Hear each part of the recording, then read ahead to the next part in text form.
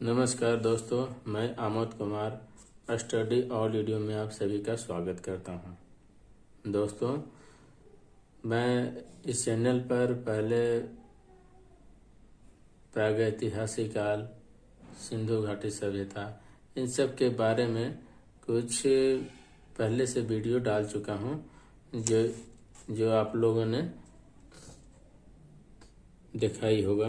तो उम्मीद है कि वो आप लोग को पसंद आया और मैं आगे संविधान के बारे में जानकारी देना चाहता हूं, जो कि परीक्षा उपयोगी के साथ साथ है आपके दैनिक जीवन क्रिया में भी काम आने वाला है।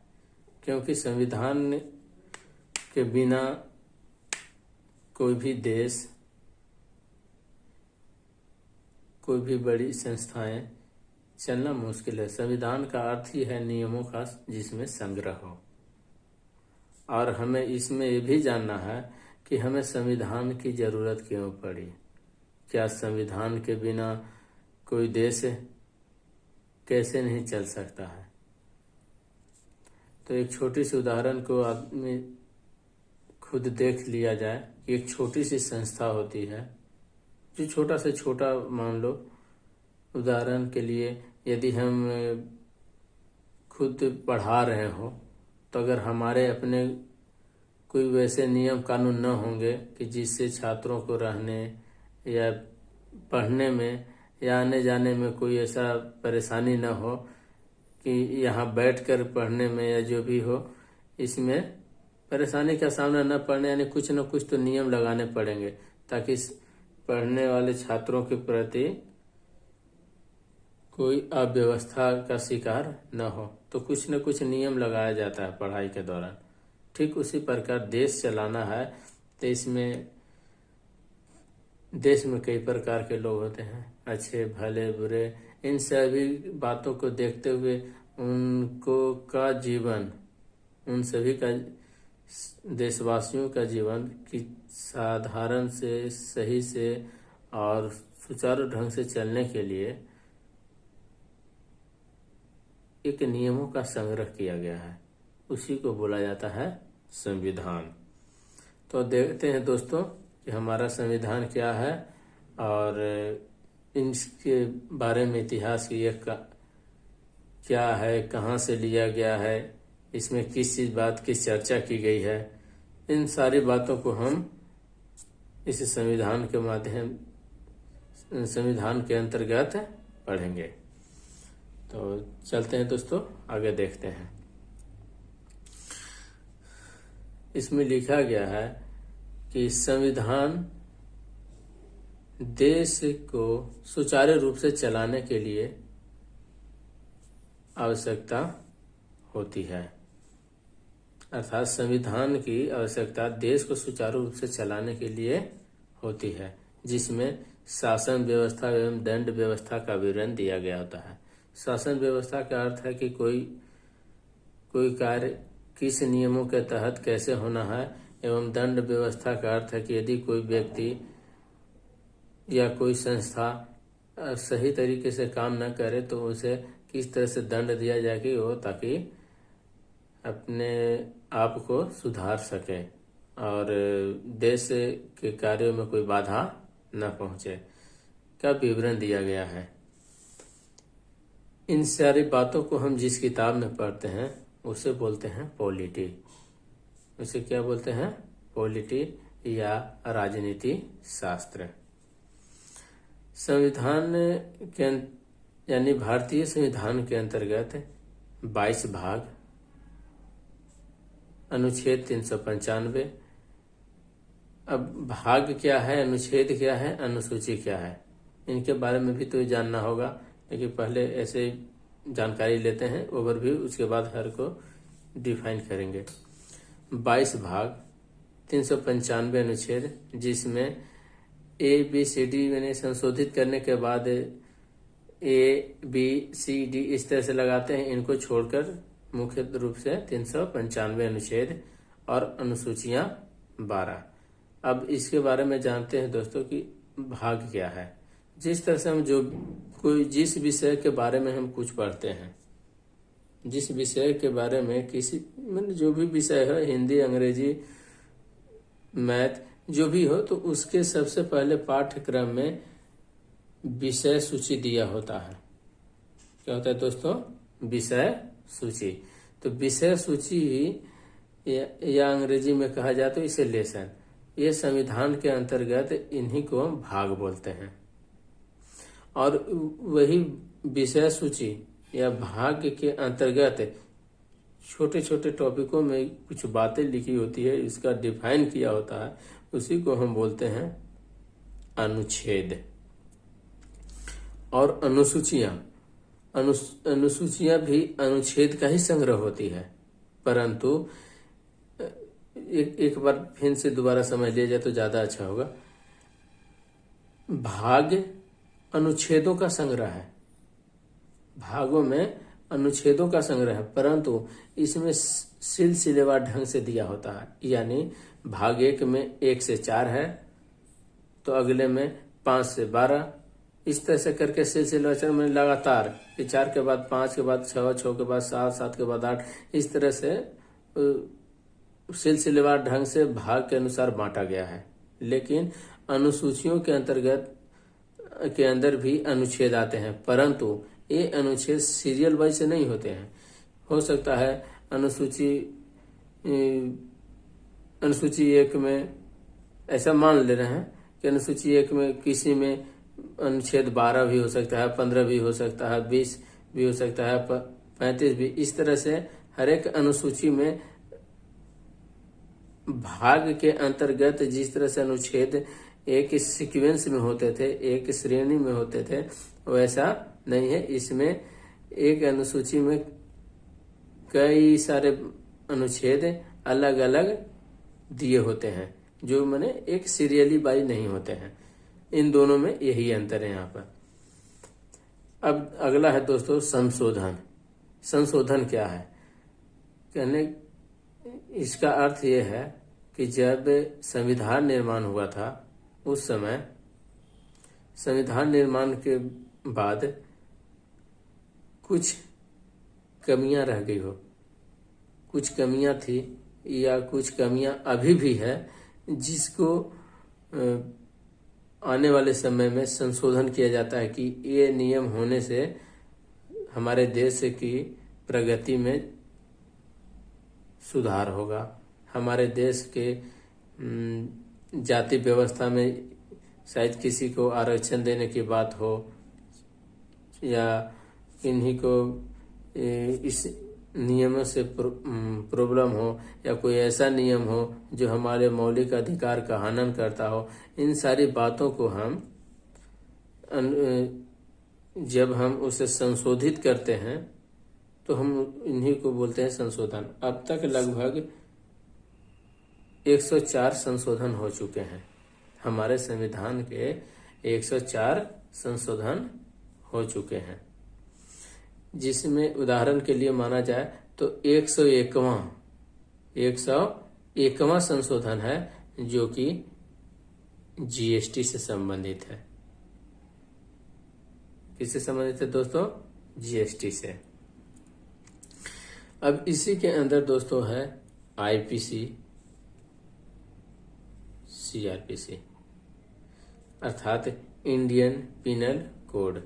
यानी जब यदि कोई व्यक्ति गुनाह करता है, जब कोई व्यक्ति गुनाह करता है तो उसे सबसे पहले स्थानीय प्रशासन उन्हें ले जाती है और उन्हें अपने गुनाह कबूलवाने के लिए उनसे पूछती है, कुछ दंड देते हैं, कुछ सजाएं देते हैं। तो वो आईपीसी के तहत आती है।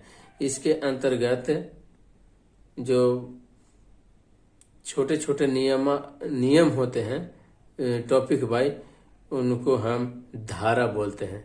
क्या बोलते हैं दोस्तों? धारा। ठीक उसी प्रकार जब ये पुलिस अपनी पूछताछ के बाद इन्हें जब कोर्ट में पेश करती है, ये तो कोर्ट के माध्यम से उनको ये बातें पूछी जाती है कि आपने ऐसा क्यों किया। ये आता है सीआरपीसी के अंतर्गत, यानी क्रिमिनल प्रोसीजर कोड। यानी ये आईपीसी और सीआरपीसी ये दोनों दंड संहिता के अंतर्गत आते हैं। आगे देखते हैं दोस्तों कि हमारे संविधान में संघ शब्द की चर्चा की गई है। हमारे संविधान में संघ शब्द की चर्चा की गई है। तो ये संघ होता क्या है? संघ होता क्या है? तो दोस्तों संघ का अंग्रेजी फेडरल भी होता है, यूनियन भी होता है। अर्थात फेडरल और यूनियन दोनों का ही अर्थ संघ होता है। और कन्फेडरल का अर्थ होता है परिसंघ। आइए दोस्तों हम इनको समझते हैं।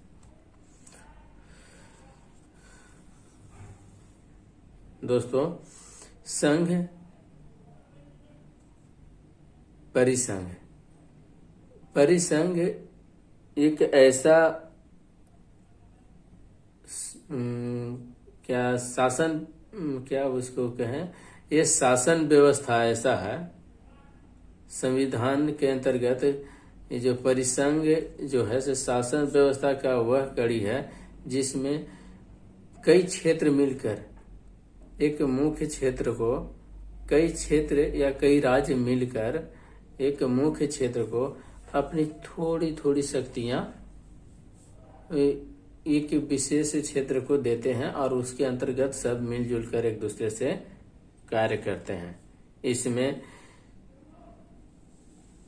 इसमें माना जाए तो सभी एक दूसरे से लगभग स्वतंत्र स्थिति में होते हैं। कभी भी कोई क्षेत्र अपना नियम तोड़कर आसानी से अलग हो जा सकता है, जो कि किसी भी देश या किसी भी संघ के लिए ये अच्छा नहीं है। इसी को बोलते हैं परिसंघ।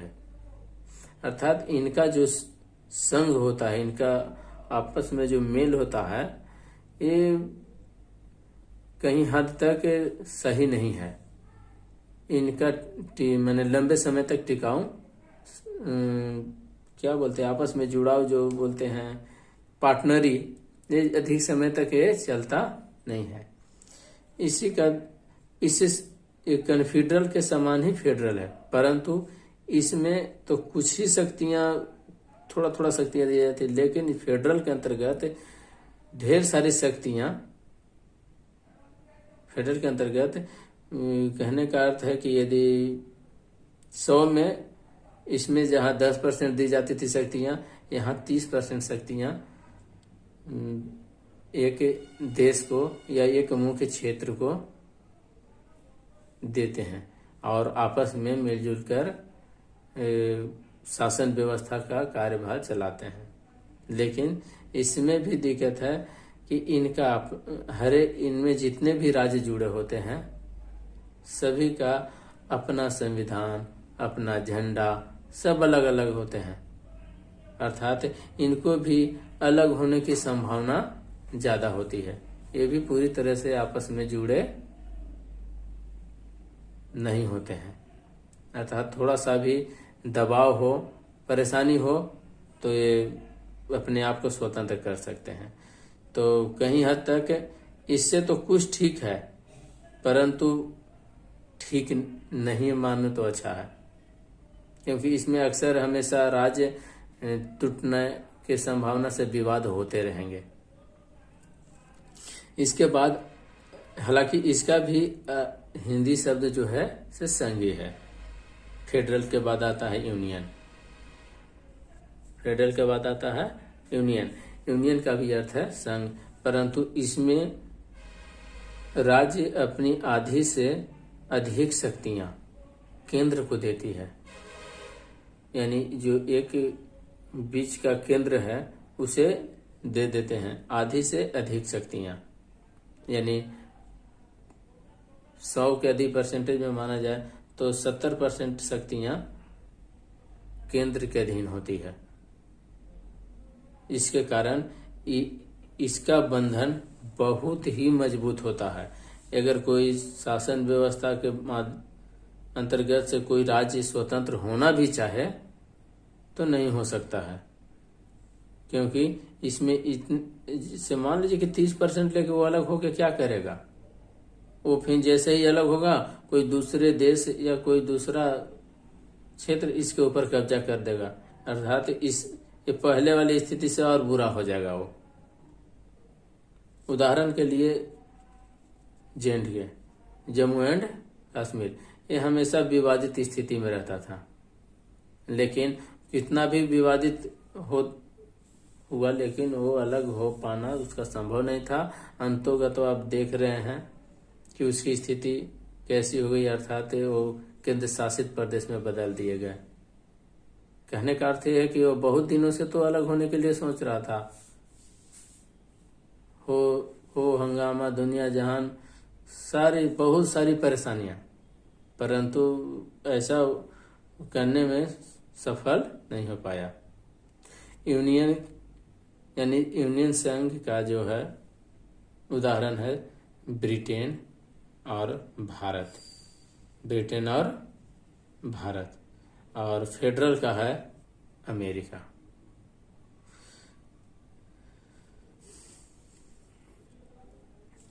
इस प्रकार दोस्तों यूनियन, फेडरल और कॉन्फेडरल के बारे में हम लोग जानकारी दिए। तो अब हम इस प्रकार कह सकते हैं कि हमारा देश में यूनियन है, फेडरल है या कॉन्फेडरल है। आप लोग विचार कीजिए। तो अब समझ ही गए होंगे कि ये क्या है, हमारा देश यूनियन है, यानी राज्यों से मिलकर बना एक संघ है जिसमें राज्य एक दूसरे से मजबूती से जुड़े हुए हैं। आगे देखते हैं दोस्तों, भारतीय संविधान का निर्माता डॉक्टर भीमराव अंबेडकर को कहा जाता है या माना जाता है। जो बोलिए, ये हमारे देश के संविधान ऐसे संविधान निर्मात्री थे जिन्होंने कई देशों से के संविधान को अध्ययन कर हमारे देश में एक ऐसे संविधान की रचना की जो अन्य देशों में मानवता की रक्षा करने वाले संविधान को संग्रहित करके हमारे देश के संविधान को एक सबसे क्या इसको बोलते हैं, सबसे प्रख्यात संविधान बना दिए। तो ऐसे महापुरुष को भाई सत सत नमन करते हैं। शुरुआत में भारतीय संविधान इंग्लिश भाषा में थी। जब भारत आजाद हुआ था अंग्रेजों के रूल से, तो उस समय हमारे संविधान की भाषा क्या थी, इंग्लिश, लेकिन बाद में इसे हिंदी में ट्रांसलेट कर दिया गया। आगे चलते हैं दोस्तों कि इसे हिंदी में ट्रांसलेट डॉक्टर राजेंद्र प्रसाद जी की अध्यक्षता में की गई थी, जब निर्वाचन आयोग के अध्यक्ष थे। निर्वाचन आयोग जब बनाया गया था तो उस समय ये अध्यक्ष पद पर थे, तो इनकी अध्यक्षता में संविधान का इंग्लिश से हिंदी में ट्रांसलेट कर दिया गया। आगे देखते हैं दोस्तों, हमारे देश के संविधान के बारे में कि कौन कितना बड़ा या कब बना, इसके बारे में थोड़ा जानकारी लेते हैं। तो हमारा संविधान यानी भारतीय संविधान सबसे बड़ा लिखित संविधान है, सबसे बड़ा लिखित संविधान है, जिसे 2 वर्ष 11 महीने 18 दिन में तैयार किया गया। सबसे छोटा अमेरिका का सबसे छोटा और लिखित संविधान। इसका अर्थ है दोस्तों कि ऊपर के बातें ही नीचे लिखी गई है। तो यानी सबसे छोटा और लिखित संविधान अमेरिका का। सबसे पुराना संविधान ब्रिटेन का, जो कि परंपराओं पर आधारित है। परंपराओं का अर्थात एक उदाहरण हम देते हैं, जैसे यदि कोई व्यक्ति यदि कोई व्यक्ति की शादी विवाह होती है, यदि कोई व्यक्ति का शादी विवाह होता है तो उससे पहले जो उस वंश में या उस समाज में जो परंपराएं चली आती है कि आपको पहले घर के देवताओं को पूजा करना है, उसके बाद बाहर का, फिर इस तरह से बातें हैं। अब हर समाज की तो अलग अलग कहानियां हैं, लेकिन इतना जरूर है कि एक परंपरा जो होती है उसको आदमी या मनुष्य अपने समाज से विमुख नहीं हो सकता। यदि विमुख होता तो समाज के लोग उसे गलत या उसे प्रताड़ित करते हैं या उसे अच्छा नहीं मानते हैं कि ये सही नहीं कर रहा है, दंड के पात्र बन जाता है। तो उसी तरह से यहाँ परंपराओं पर कि यदि कोई व्यक्ति ऐसा अपराध किया तो उस आज के 10 साल पहले उसको फांसी की सजा दी गई थी। अगर सेम वैसा ही अपराध इन्होंने भी किया है तो इसे भी फांसी की सजा दी जानी चाहिए। यानी इनका कोई लिखित संविधान नहीं, बस पिछले कोई व्यक्ति को ने ऐसा कार्य किया, उनको जो सजा दी गई उसके आधार पर यदि सेम उसी के जैसा इनके जांच पड़ताल यानी में पाया जाता है तो इन्हें उसी तरह की सजा दी जाती है। लेकिन यूरोप में सर्वप्रथम संविधान नीदरलैंड का बना है, जो कि अब तक उपलब्ध है। यूरोप में सर्वप्रथम नीदरलैंड में संविधान बना, जो कि अब तक वो उपलब्ध है। दोस्तों, हम एक बात को देखते हैं कि हमारा संविधान 26 नवंबर 1949 को पारित हो चुका था, परंतु 26 जनवरी 1950 से प्रभावी हुआ। इसके कारण जानते हैं कि आखिर 26 नवंबर जब 1949 को पारित हो चुका था तो 26 जनवरी का इंतजार क्यों करना पड़ा? तो एक इस समय से ही प्रभावी क्यों हुआ? तो एक बात इसके बारे में थोड़ी सी डीपली जानकारी में जाते हैं तो इसमें बताया गया है कि 26 जनवरी 1930 को रावी नदी के तट पर हमारे प्रथम प्रधानमंत्री पंडित जवाहरलाल नेहरू ने स्वाधीनता दिवस यानी झंडा दिवस मनाने का झंडा फहराया था। अपना स्वतंत्रता का बिगुल बजाए थे कि हम गणतंत्र होना चाहते हैं, इसलिए उन्होंने कि मैं आज से अंग्रेजों के गुलाम नहीं हैं। ऐसे 26 जनवरी 1930 को इन्होंने रावी नदी पर ऐसा लाहौर अधिवेशन के दौरान इन्होंने ऐलान किया। तब से हर साल लोग 26 जनवरी को अपना गणतंत्र दिवस के रूप में मनाते थे। इस प्रकार जब 26 नवंबर 1949 को संविधान बनकर तैयार हो गया तो लोगों के मन में एक बात ख्याल आता है कि जो 26 जनवरी को लोग गणतंत्र दिवस के तौर पर मनाते हैं, अपने को स्वतंत्र बनाते हैं, तो फिर ये तो डेट का कोई अर्थ ही नहीं रह जाएगा।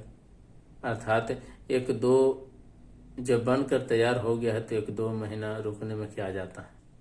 अर्थात इस मुख्य यही कारण के वजह से यानी 26 नवंबर को संविधान दिवस मनाते हैं।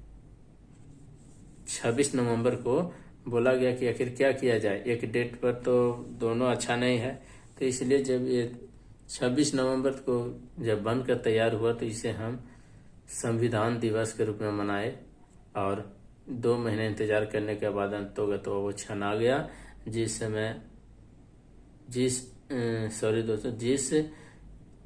समय का इंतजार वर्षों से करते आ रहे थे और इस समय के इंतजार के लिए कितने क्रांतिकारियों ने अपना हंसते हंसते प्राण दे दिए। तो इसका मुख्य कारण यही था कि 26 नवंबर से 26 जनवरी क्यों किया गया।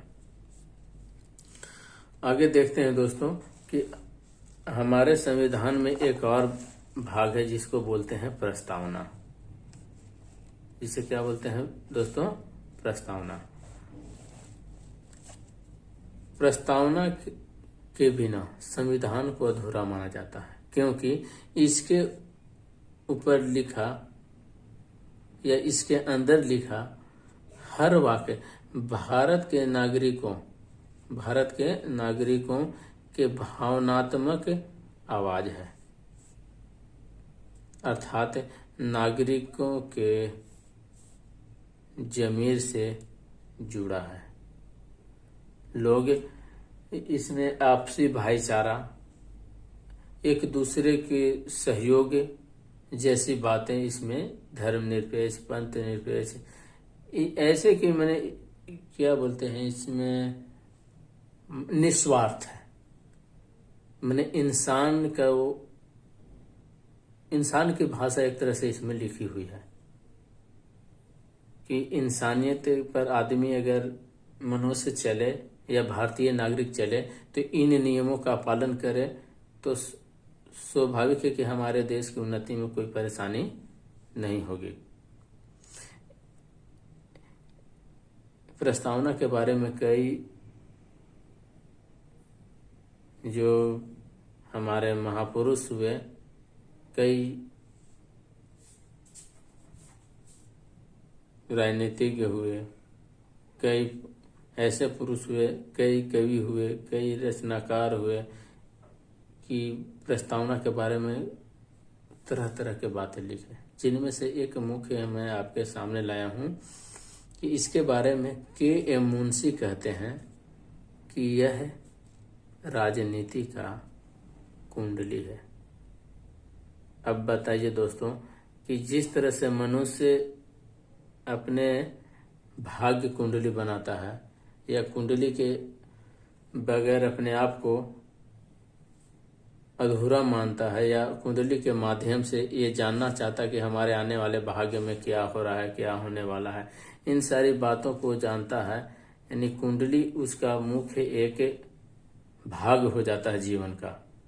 तो उसी प्रकार इस संविधान का एक ऐसा भाग जिसे न रहने के बाद वाकई में ये अधूरा है, ये इनके मुंशी जी अपने वाक्यों से दर्शाते हैं। प्रस्तावना अमेरिका के संविधान से प्रेरित है। अमेरिका के संविधान से ये प्रेरित है। हमारे संविधान की प्रस्तावना की शुरुआत हम भारत के लोग से किया गया है, यानी इसमें कहीं भी कोई जाति, धर्म या किसी तरह का कोई ऐसा अक्षर भी नहीं दिखाई दे रहा है, कोई शब्द भी नहीं दिखाई दे रहा है कि जिस पर मैंने किसी तरह का कोई संदेह किया जा सके। इसमें सीधा लिखा है कि हम जो भी हैं, जिस धर्म से भी हैं, उसमें हम सब इस भारत के लोग हैं और कोई और दूसरा नहीं है। यानी सीधी बात यहाँ इंसानियत की बातें दर्शाता है। इस प्रकार दोस्तों हम अपने संविधान के बारे में जानें कि संविधान क्या है और